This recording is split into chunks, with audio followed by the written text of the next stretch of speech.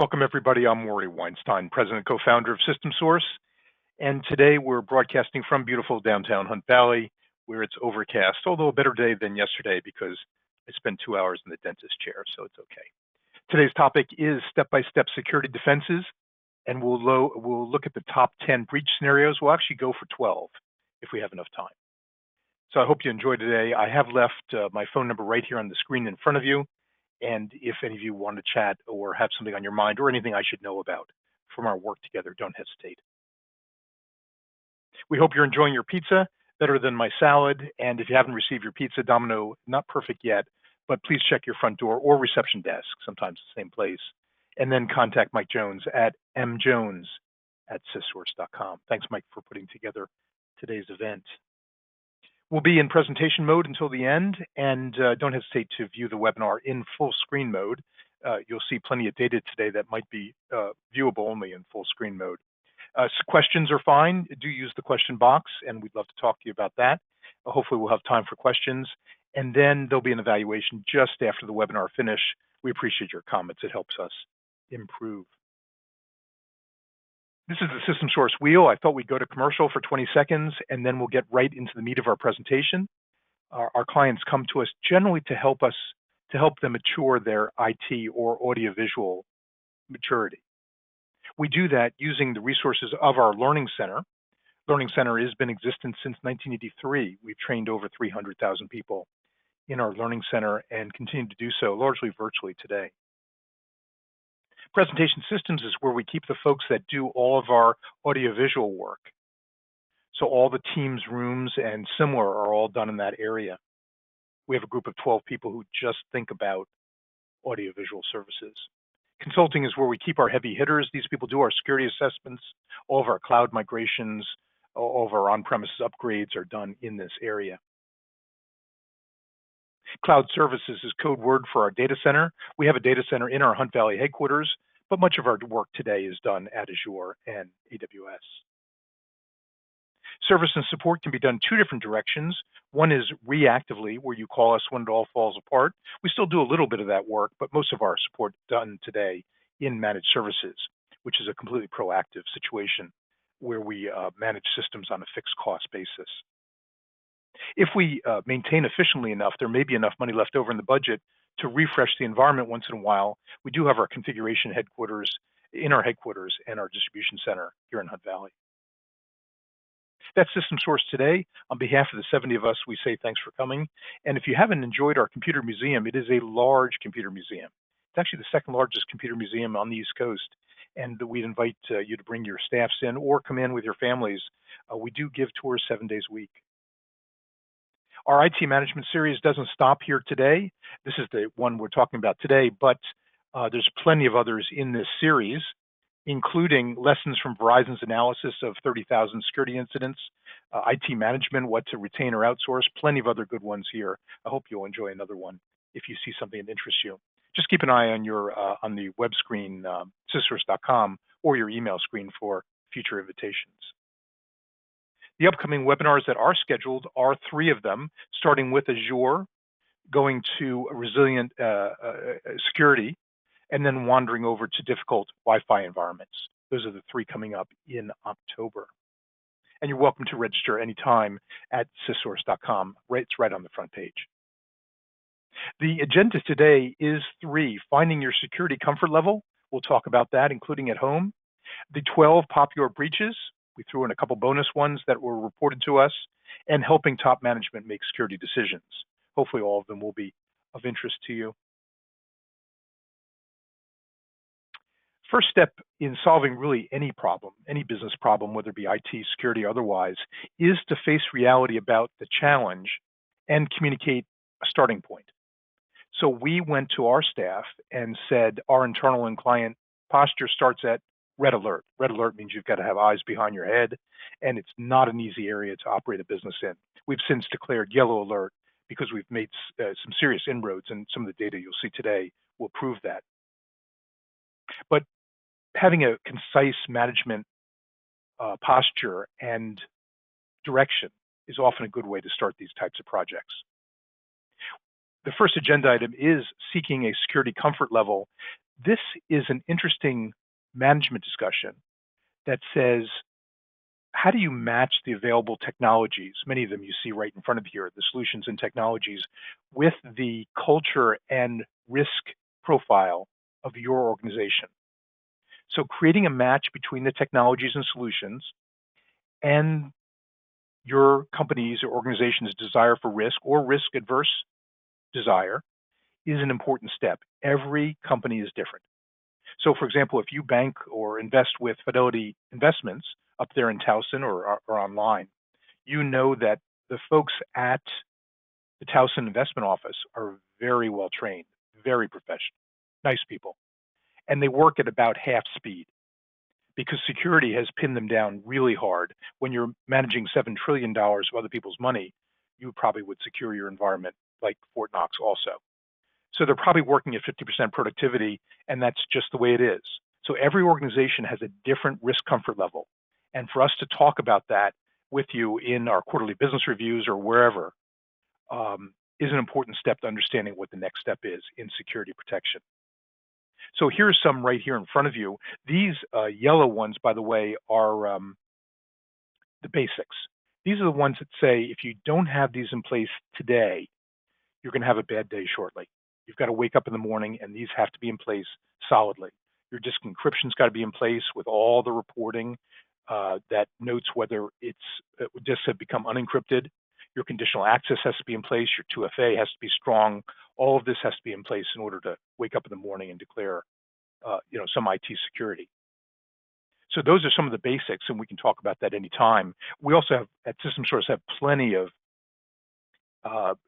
projects in research, including a continual look for passwordless authentication, which is a bit of elusive, at least in the Microsoft world. SharePoint permissions, which are not simple. Microsoft ID protection, which requires a little more licensing, although most of our clients have bits and pieces of it. You have to have Azure P2 for Microsoft ID protection. But Microsoft continues to, you can call it innovate or issue new features in the security world, and just keeping up with it is not an easy task. So those are the ones, that's what we do in the back office with our consulting time. Some of you have come today to talk about seeking security comfort level at home. It's a whole nother discussion beyond the basics. So in red, I've put some topics that are particularly interesting when you're doing a lot of computing at home. So these might be a different set of tasks for those that have heavy home use like we do here at System Source, where you don't have support next door, you don't have a support staff around you. There's lots of reasons why these are the ones that you may want to think about when you're computing at home. In particular, patch management has been a sore spot that's been well researched. Patching for systems that are at home at full time that don't travel to the office tends to be a weaker outcome. Doesn't have to be, but tends to be. That's what the research shows. For those that have limited budgets, I've included a slide that says setting a security comfort level for under $1 per user per month. Security does not have to be expensive. All the green ones that you see in front of you are all under $1 per month per user. That assumes that you have Office 365 Business Premium licensing or better, which most people, at least most of our clients, do at this point. Many of them, they carry no costs, enhanced financial controls, and we'll see the importance of some of these in a moment. I should throw in a slide here that says, for those people who are considering managed IT services, these blue areas are the ones that are in scope, at least for our scope. So nearly all of the security solutions that you see in front of you, which is a big catalog of them, are actually in scope, again, assuming you have 365 Business Premium licensing or better. Now, one of the questions that we've got to ask ourselves is, should we take any more steps? I mean, we're working hard already. Does adding a defensive step help reduce breaches? And for this, we rely on the Verizon report. This report actually was in 2022, so this is not this year's graph. But this shows that if you take even a few steps, a few defensive steps, the breach count goes down very fast.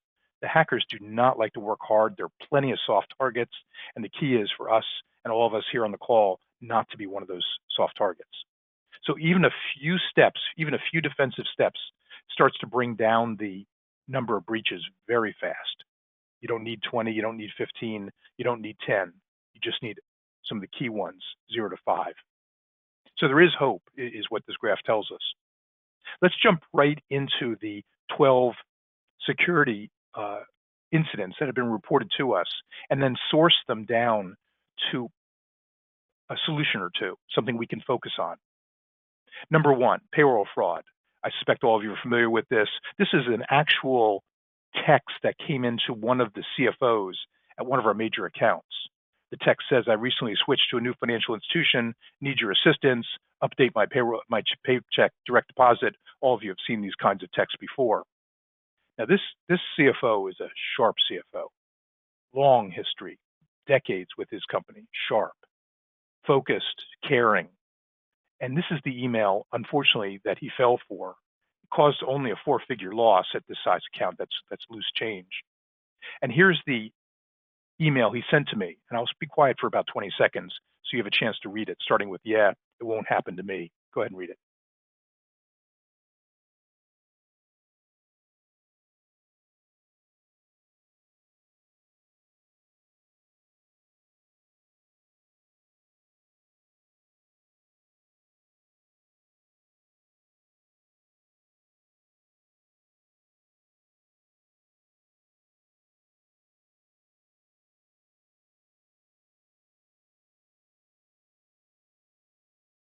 I hope you had a chance to absorb it. Yeah, it won't happen to me. He wrote me. Um, uh, he got the text that you saw on the prior page from one of their employees on Friday night. And of course, that sense of urgency is what the hackers are all about. Um, he promptly texted her back to check her account. She texted me back. Of course, it was the hackers because he didn't use proper procedures. He was moving very quickly. His day is nothing but rushing through emails like a McDonald's worker fulfilling the orders that pop up on their screens. This employee was a retired officer. Her husband was in trouble. He was terminal in hospice care. He wanted to do the right thing. This company has a good culture, wins awards for it. Anyway, a 4-figure less and a blow to my self-esteem. Of course, he allowed us to share this with you, not using his name. So these are tough situations.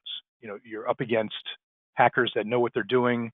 That in this case, they probably understood that husband was in hospice care, and some very difficult conditions we're up against when we're doing our work. So let's go back to the security comfort level chart and see what we could have done about this, or what he could have done about this. One is to make sure you've got your external email tabs running. In this case, his email filtering was not the best. He's since improved it. And using the Sentinel engine, which Barracuda has now renamed to something else, the Sentinel engine actually, when I ran it against the mailbox of this individual, actually caught this email. I said it was a text section email. So we proved that this one could have been avoided. In fact, it found several others in other people's mailboxes that were similar. So he immediately bought the Barracuda Sentinel engine, which they call something else. It's the advanced filtering. In particular, it handles impersonation. And he bought it at a time where Microsoft didn't really have impersonation in any meaningful way. They've since gotten a little better at it. Phishing testing, of course, the more sensitive you are on people phishing, that training and testing is important. To disappear from business social media, very important. And in fact, the next day, this gentleman disappeared from LinkedIn. He was not particularly interested in LinkedIn anyway. Many of your executives, some of your employees are not particularly interested in LinkedIn. The key is if you're in a sensitive position, or maybe even if you aren't, handling money, that type of thing, CFOs, HR managers, and so on, if you can disappear from business social media, that is a positive step. Remember, I told you that some of these are free. You just hit that disappear button. Enhanced financial controls would have helped this situation also. Enhanced financial controls are the last line of defense. That's the one that says we verify at a band. We don't reply to the hacker. We use a known good number or text or something to reach him or her and confirm. Those enhanced financial controls we've actually written here internally. If you don't have these in your own organization, you're welcome to jot a note on your evaluation, and I'd be happy to provide ours. It was written by our internal CPA. So that would number one for this hit parade. Now, if you're not sure whether you can train your users out of clicking phishing emails and reading phishing emails and clicking links, Verizon also helped us. Again, this was some years ago, although this particular graph gave us hope. And sometimes we're just looking for hope during the day as we do our work, and it's a difficult work that we do. This is based on 2.8 million responses to the Verizon Data Breach Investigations Report. And what this graph tells us is the likelihood of someone clicking on a bad link or a phishing email is based on their historical performance. So the same people who clicked yesterday are the ones going to click tomorrow. That tells us there's hope of training people out of it. It's not a random situation. You have to find people who clicked yesterday, give them some training so that it won't click tomorrow. But they are the same folks, so unless we train them or otherwise get them out of the habit, they will click again tomorrow. And we've seen this a number of times. So there's some hope, and of course at that point we went out and picked up KnowBe4, and of course resold it to nearly all of our managed clients, along with thousands of other people. Another hopeful graph is this graph. This is the phish-prone percentage. This is the percentage of people who clicked on the phishing email. Now, everyone starts at around 20, 23% the first time. But when we turn on the training and we do a bunch of steps, including setting up KnowBe4 properly, it's not easy. KnowBe4 is a sophisticated system. It's impressive how sophisticated it is for just simple phishing and training. But the issue, the phish-prone percentage went down into the noise quickly and stayed there. In fact, these last 10 weeks or so, you can see right here on the right-hand side, there have been some zeros. This is a data set that we trust. We don't believe in any of our manufacturers' data, so we create our own data sets. This is a 55-person sample that you can trust because it's real data. So you can imagine for $2 a month per person or whatever KnowBe4 costs, you wonder if any other business trouble can be eradicated for small dollars. So we're able to eradicate this for small dollars a month. Of course, you've got to set it up properly, and management has to be involved. So there is hope if you still have a phish-prone problem, if your staff is still phish-prone or you're not sure what your numbers are. Number two, business email compromise. You may know this as BECs. These include when accounts are taken over, usually in 365, but it could be any cloud email, it could be Gmail, and email rules are inserted by the hacker. In this case, the rules were put in if the message contains specific words like ADP or direct deposit, move the message to some folder that no one ever looks in. So I suspect you've seen this a number of times. This is very helpful because it does tell us the path of the fraud. The fraud will have something to do with ADP. Now, when you have no rules inserted by the hacker, those are difficult ones because you don't know the path of the fraud. You don't know which path it's going to take. This one narrows it down so you can advise your staff. So looking at these rules after an email compromise is a step that some people miss. And I would encourage you to take a hard look at this as fast as possible to regain control of the email boxes that have been hacked. One way to avoid this, of course, is to use the Azure Premium, what they call Entra P2. P2, unfortunately, is $9 a month per mailbox, but we recommend highly putting it at least on the mailboxes of the high-risk folks. Those are the admins, the executives, the HR folks, the accounts payable people. So you can keep your costs down and still get the bang out of the 80-20 rule. So risky logins happen all the time. Risky logins, as an example, if you logged in as Chicago and then you saw a login from San Francisco 2 minutes later, Microsoft calls that impossible travel. And that's one of the risky login conditions. This has been very instrumental. Unfortunately, the licensing a little bit expensive, but you don't have to buy it for everybody if you can't afford it.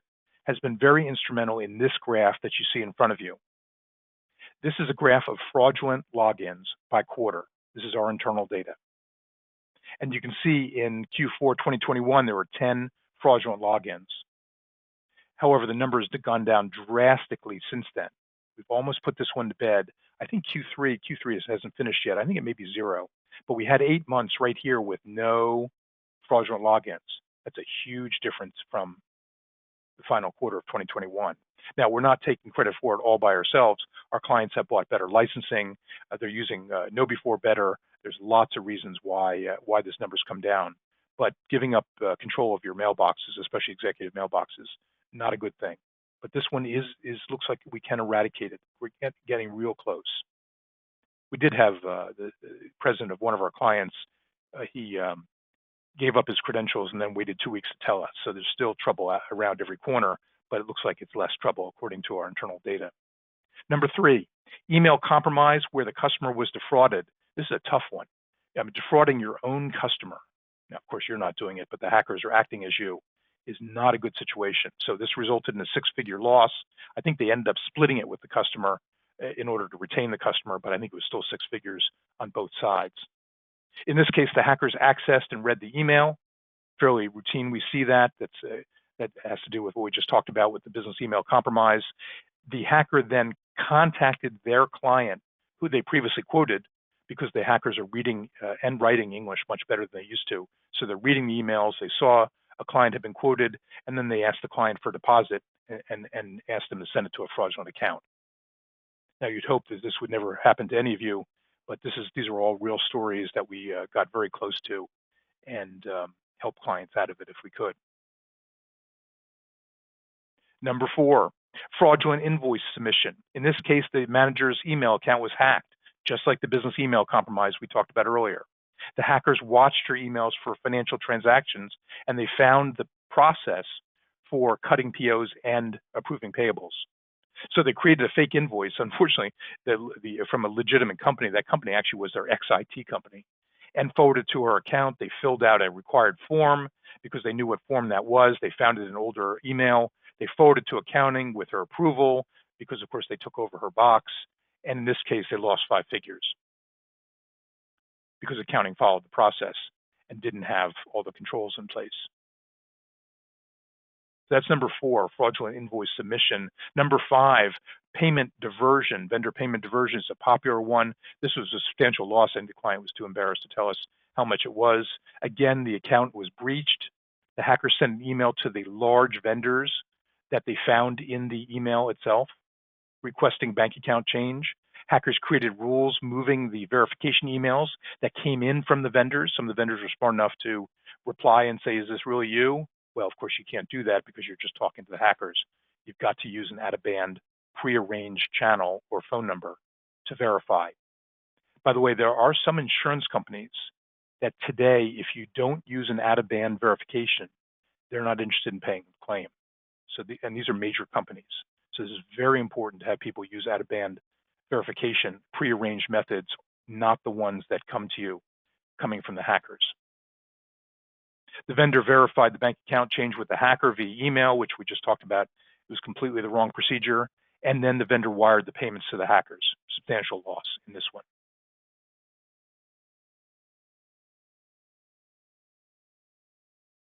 Number six, fraudulent wires. In this case, there was a report of no emails received. That's because the emails were being diverted using some obscure folder that no one will ever look at. However, the rule wasn't explicit enough, so we couldn't pinpoint a specific vendor like ADP, like we saw earlier. So there was a pretexting email from a director requesting a transfer, and even in this small firm, with people working from home, it was during COVID probably, the transfer was made. In this case, they actually recovered it. The FBI IC3 Center, that's the Internet Crime Complaint Center, I forgot the exact acronym, is actually pretty good at helping recover some of these things, especially if the money is not wired overseas. So what do we do to secure ourselves against email compromise? Strong 2FA. Today is necessary. We still see clients that don't have it in this day and age. Password protection is a Microsoft function that you want to put in place. It's part of most of the licensing, including Business Premium. That's the one that does not allow you to use poor password hygiene. No more 1, 2, 3, 4, 5. No more A, B, C, D, E. All of that gets rejected, and it also checks passwords against known stolen passwords. That's actually a free function that's installed on your domain controller if you have the right licensing.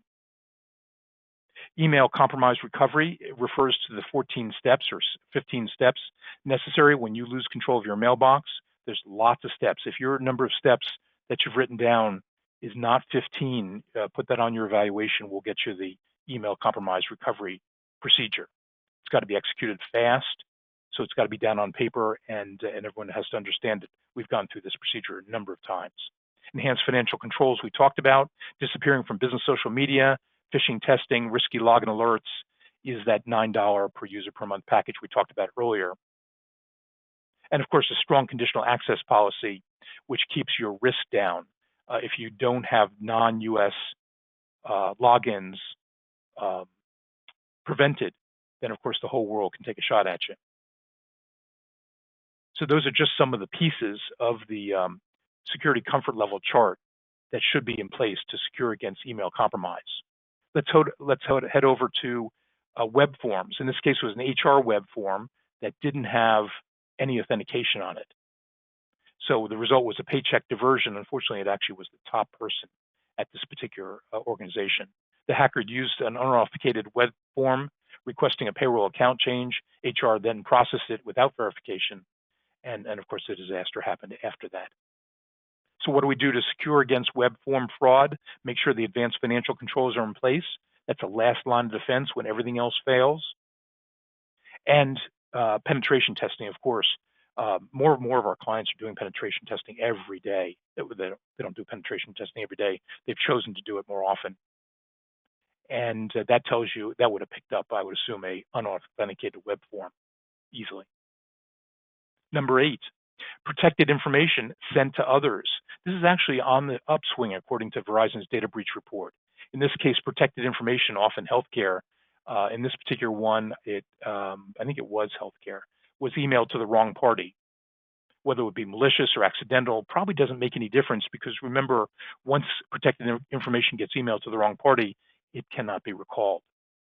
So the result here was unknown, but often you've got to report these things. It's not a good day when you start reporting email sent to the wrong party with protected information.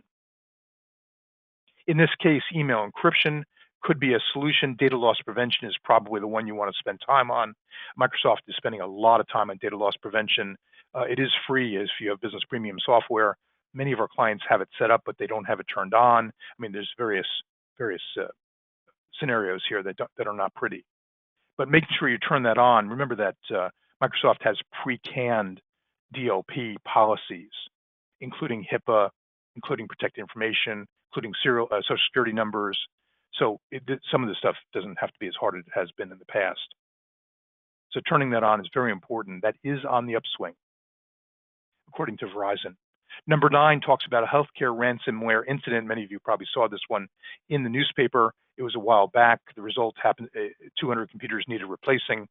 In this case, infected systems were reimaged and replaced, so we may never know what really happened, because once you reimage and replace these systems quickly, you eliminate the forensics that might tell you what started it. But there was incomplete patching, and in this case, it was a healthcare institution. Some patches were not requesting needed patching. There was inconsistent patching. Some of it was manual, some was automated.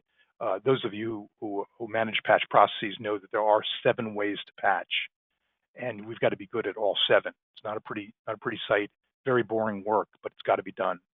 In this case, vendors were not patching, so they had somewhat less visible PCs, including time clocks, displays, instrumentation that were not being patched. Some operating systems were frozen just because of software incompatibilities, or at least perceived software incompatibilities. So it was not a pretty environment. In this case, the final source appeared to be traced to their parent institution, parent of the healthcare institution. So let's take a look at securing against that type of ransomware, which is what happened in this case. Making sure that you've scanned yourselves from the outside. It's fairly easy to do. It's part of our managed services program. And if you don't do it, your insurance company will do it. We just renewed our insurance in the last 10 days. Actually, it renews today. We gave the okay in the last 10 days. 2 of the insurance companies ran scans against us. Kind of interesting. Nothing too interesting for us, but does expose open ports and so on for other clients. Email filtering, of course, DNS filtering. All of you should have this in place at that point, making sure that your firewall is protected.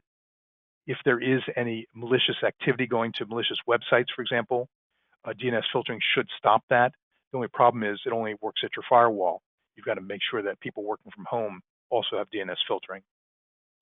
SIMs are important in certain environments, unfortunately expensive, the Security Information and Event Manager. SAN snapshots, if you do nothing with today's discussion, SAN snapshots is where I'd like for you to think. I think I've got a better picture of that discussion of that in just a moment. Application control is something that adds to our day, which is not what you came to today's webinar for, but very important. Application control is something like Threat Locker, where only blessed applications can run on your workstation and servers. If it hasn't seen it before in its learning mode, it will not permit it. It does increase your help desk costs, of course. The software itself is not very expensive, but that's one of the steps against securing against ransomware. Remember, the concept of layers is very important. All of this we can discuss.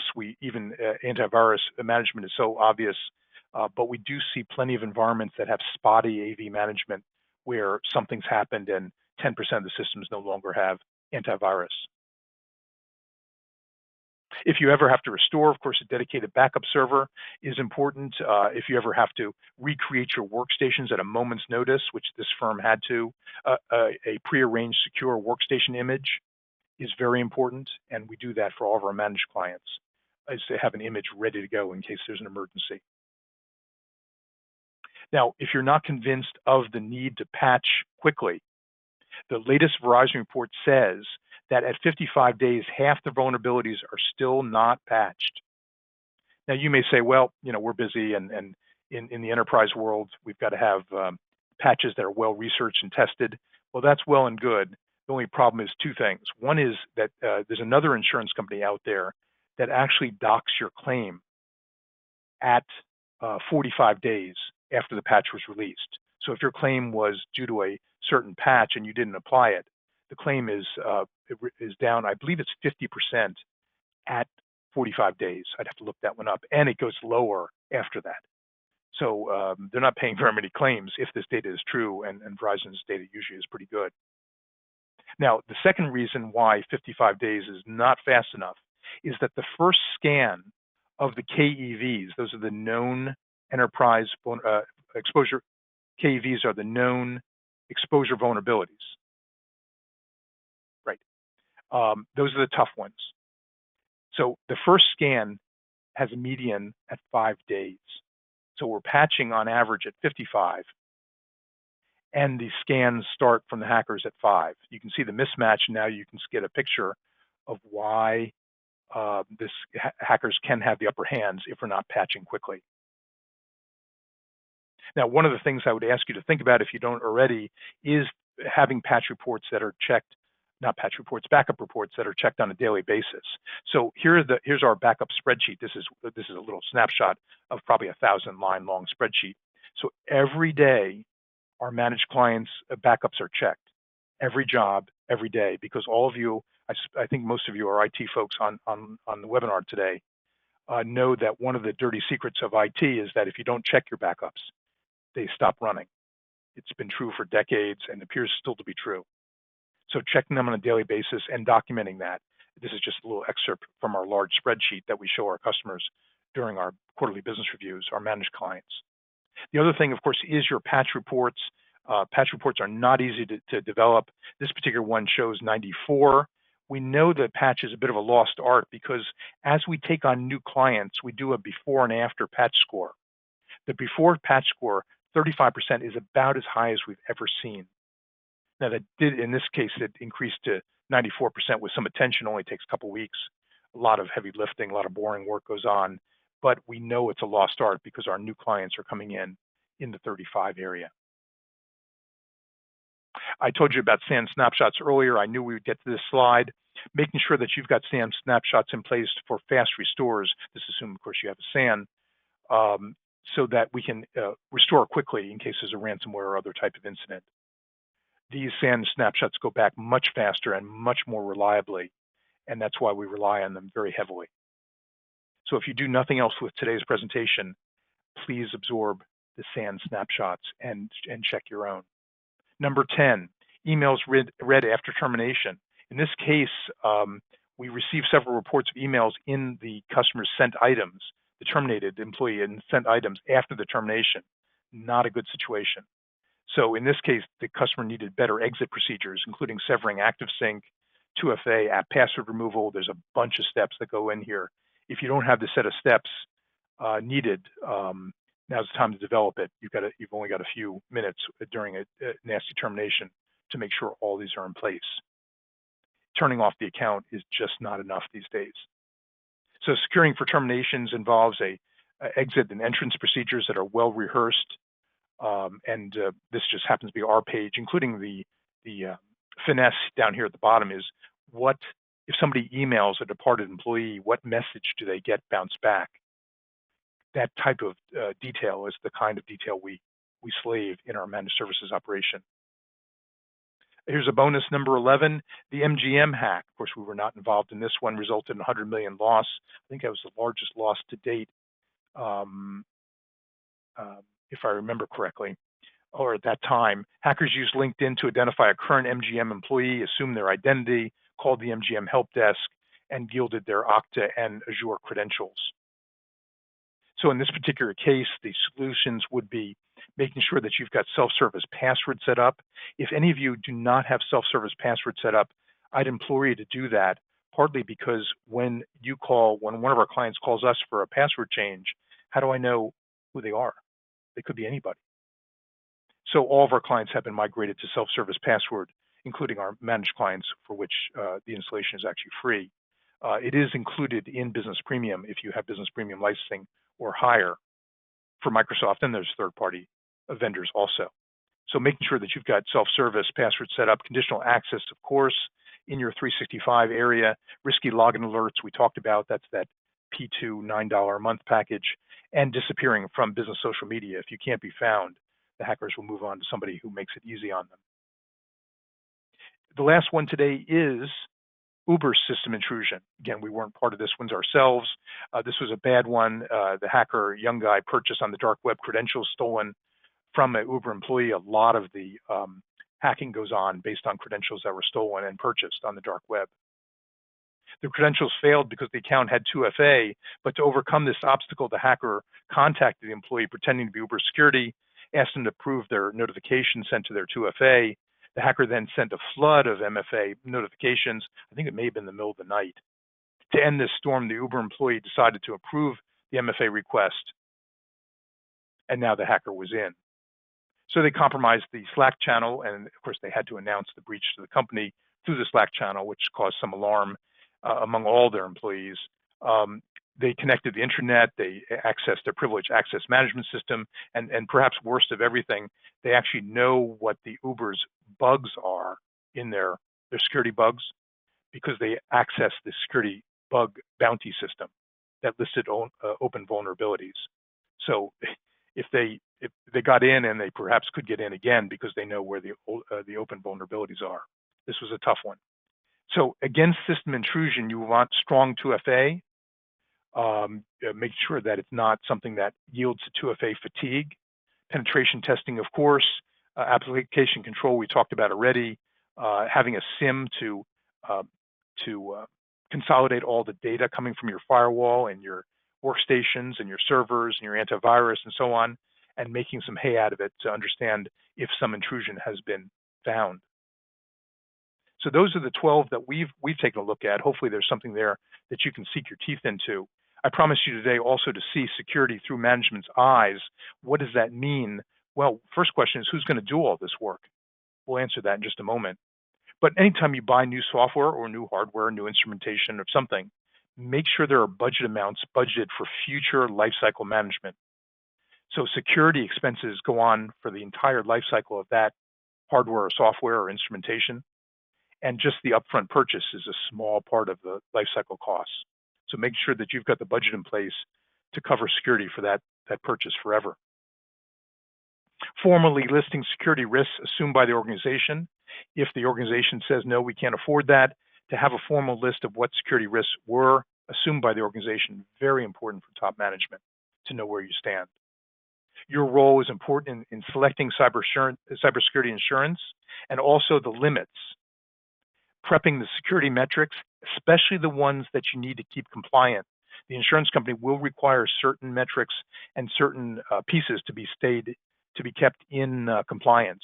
And for you to monitor that during the year means that you have less problem with your cybersecurity insurance policy when a bad time comes. Understanding impact on end users, top management often thinks in that way. What's the impact of this on my end users? It may not be the being top priority may not be the right priority, but for you to be able to answer that question, I'll show you more about each of these in just a moment. Let's start with who's going to do all this work.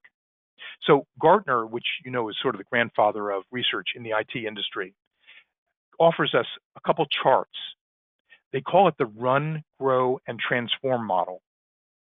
And this model says not all IT tasks are created equal. And Gartner suggests that you plot the tasks that we do each day on this chart. On the y-axis is what business knowledge is needed to execute this task, whatever it is. On the x-axis, what competitive advantage does this task give your organization? So let's throw some examples up on the screen. If you were putting a new ERP system in, not an easy thing to do. It requires tremendous business knowledge, and if done well, should provide tremendous competitive advantage for your organization.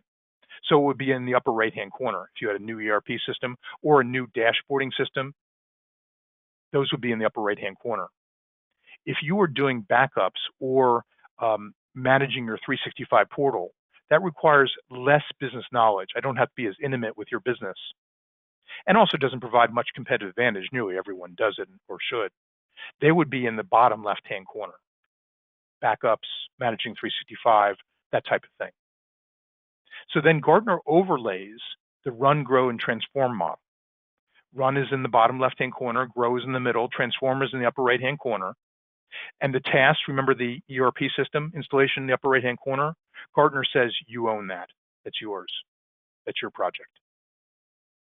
In the bottom left-hand corner, things like backups and 365 management, BitLocker maintenance, and so on, Gartner says you outsource that.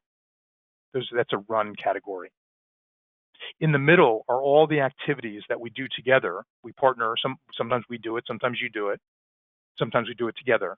Those are the activities necessary to grow your business at the standard 10, 12% growth rates that many of us see each year. So those are the ones we partner on.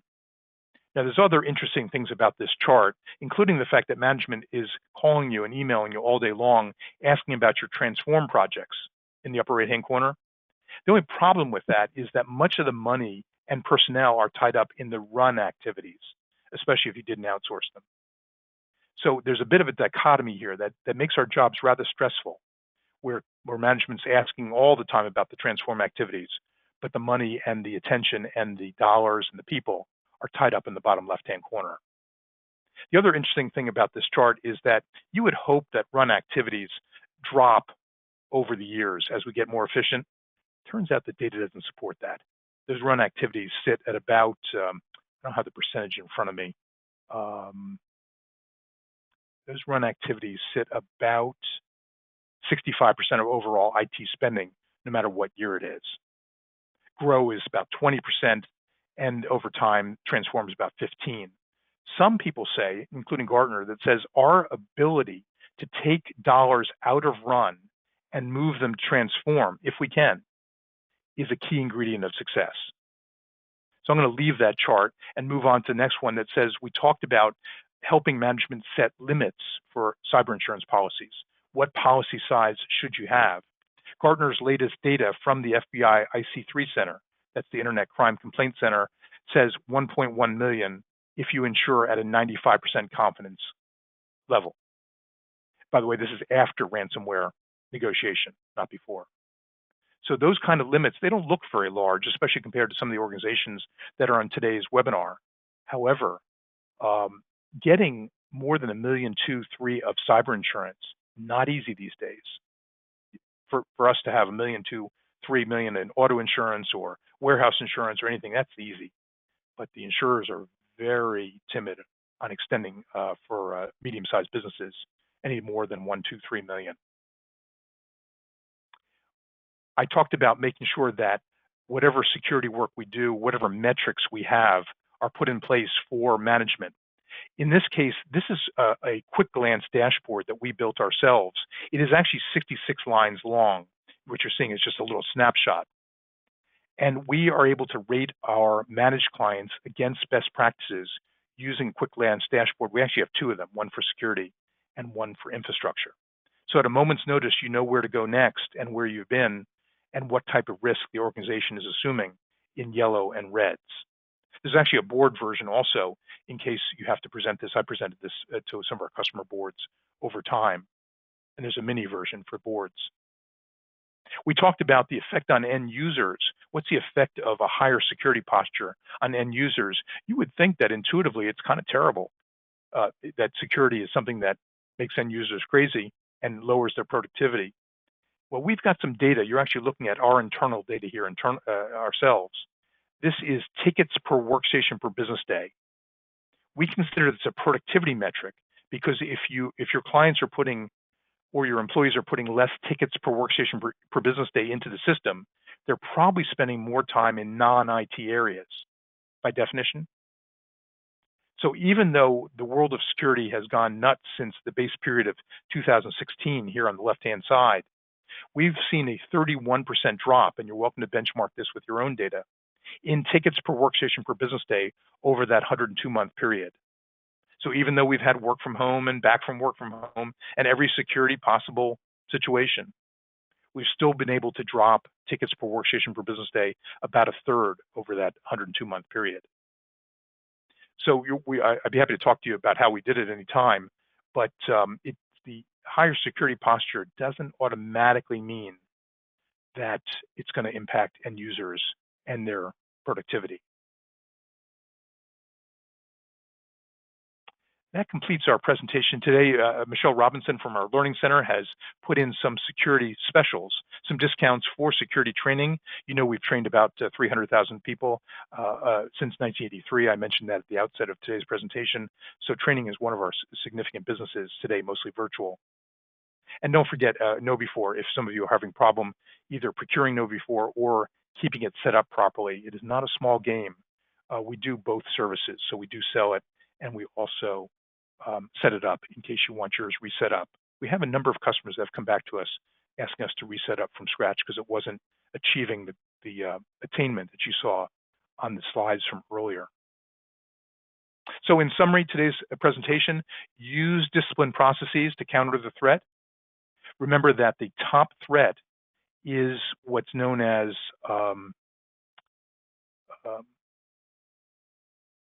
the threat actors really move on when they see that you're using disciplined process to counter the threat. They're looking for softer targets. Think like a hacker and a business person, both. Seek a security comfort level for the organization, per the discussion we had earlier. List risks that the organization has assumed for itself or top management, just to make sure they're aware. And reach out to us or somebody if your people, process, and tools aren't up to the task. You've got to have all three in place. We see many clients that do a nice job with 2 out of 3. Turns out you really can't win this war without all 3 in place. Now we'll go to Q&A. We've got a few minutes left. So why don't you put questions in and also take a look at the questions that you listed when you signed up. Using first names only for confidentiality reasons. Brady, you noted new techniques for security defenses. I hope you saw some techniques today that you found. If any of you have done heavy lifting in this area, I suspect you have, and something didn't work or something did work that you want to share with us, don't hesitate to do that, Brady. Joe, you noted security breaches and the best way to defend against. Hopefully you saw a bunch of solution and technology areas, and each one addresses a different situation. And I hope you get something from today's event. Sean, you're talking about email. Email is a source of a lot of trouble, and you saw a lot about business email compromises, and then things go south from there in terms of wire transfers and losses. Thomas, you were asking about best practices and costs. I hope you saw some of that today. I touched a little bit on costs, especially that one security comfort level chart, which I'll put back up on the screen, that lists all the solutions that are less than $1 per user per month. So while security can be expensive, Many solutions exist for budget sensitive organizations, and we certainly respect budgets. Chris, you asked about security defenses. I hope you saw something in this chart or one of the others that helps you. We'll head to today's question. Michael, audio should be working properly. You'll let us know if you've got a problem.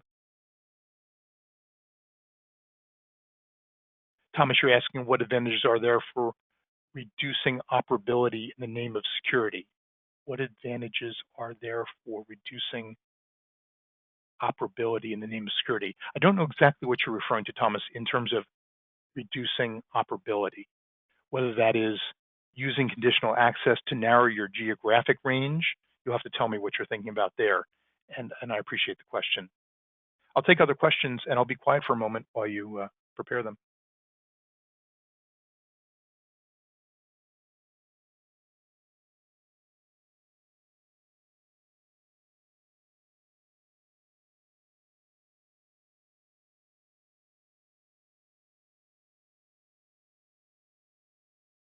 Alan, thanks for the note. You just got KnowBe4 also. Great. Just know that KnowBe4 is a really interesting package in that if you don't set it up right, it's actually relatively meaningless. So make sure whoever's setting up your KnowBe4 knows what they're doing. It is not a simple portal. There's nothing simple about it. There are various keys to it. One is managers have to watch the training progress of their employees, especially the ones that are clicking away. We call them clickers. So that's just 1 out of 5 or 10 keys to KnowBe4. But it's kind of impressive. Maybe all software is like this. If you don't use it properly, it's worthless. The KnowBe4 is certainly one of them. KnowBe4, powerful package, works pretty well. But if you don't set it up right and you don't follow the basic rules, including management watching their staff's attainment in training, especially for clickers, it's interesting how it has virtually no impact. We've seen both of it. Thomas, you put another note in that says, if the software has a vulnerability that cannot be remediated properly, if remediated, the app does not work. Yeah, no, that point well taken. One of the things that we have to do, I think all of us has to do, is buy better software. Now, that's Maury, why are you talking about buying better software? That's like apple pie and motherhood. It's obvious. But I don't know that we're asking enough questions. And one of the things that Verizon teaches us, and today's not the day for the Verizon report, that's actually a different webinar, is that third-party influence of third parties on us, you and I, is about 15% of breaches and rising. Now that includes when Microsoft delivers software to us that needs a patch, that has a vulnerability, and there was a breach tied to it. So it includes that. It includes all the MOVEit, all the supply chain issues like SolarWinds issue from last year and the year before. All of that it's 15%. You can say, well, that's small or that's high. That's your choice how to look at it. But in that 15% is a lot of old software that probably should have been replaced years ago and might have gotten swept under the rug. So we've got to be careful of that. And asking these questions often provides answers or no answers from the vendor that you're probably not proud of. They either won't answer your questions or won't respond to you or give you a bunch of nonsense. And that tells you who you're dealing with. We decided here at System Source that we're not going to deal with vendors who are not trustworthy. And we've made some changes over the years to follow that policy. So that's what Verizon says about it, and I'm just amplifying it with our own experience. I'll take other questions if you have them. Then I'll yield the 6 minutes for the hour back to you, and I appreciate your time very much. I hope you got something today, and thanks for attending.